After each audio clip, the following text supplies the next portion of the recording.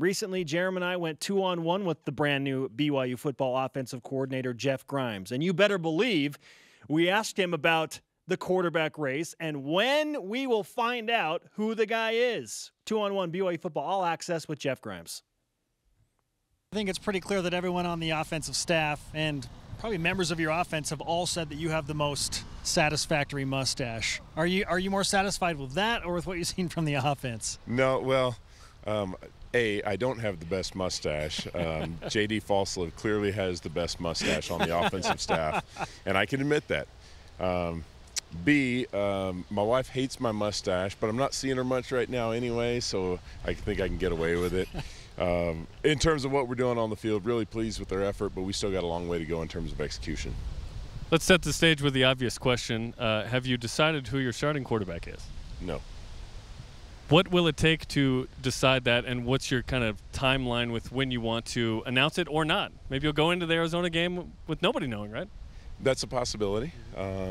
We really have not, at this point, we are not being coy. We have not decided which guy will be the starter. I'd like to say by the end of this week we'll certainly have that decision made, and whether we announce it or not will be a staff decision that we'll make at that time. What kind of separation are you hoping to see so that the decision can become that much, I don't know, more clear? Not easy, but more clear.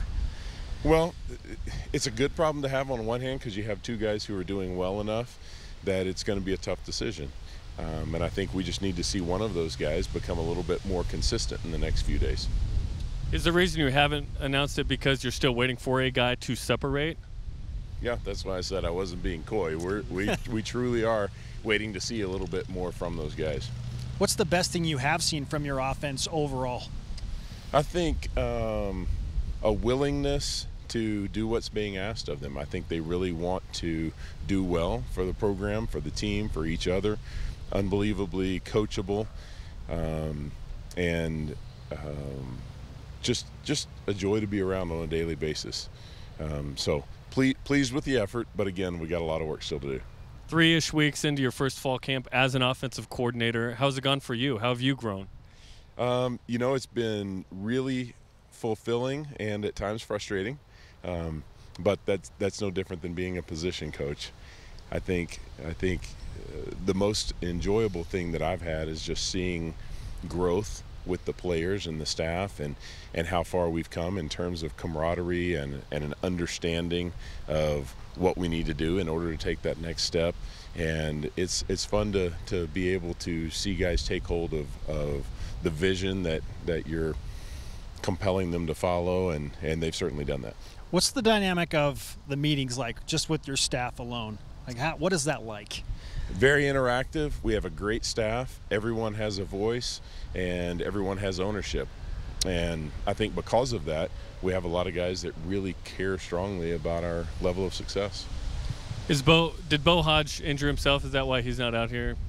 He's out here, but he's not running 11-on-11, 7-on-7. That'd be a question for someone else. Same thing with Moroni, Lau Lupututa? Yes.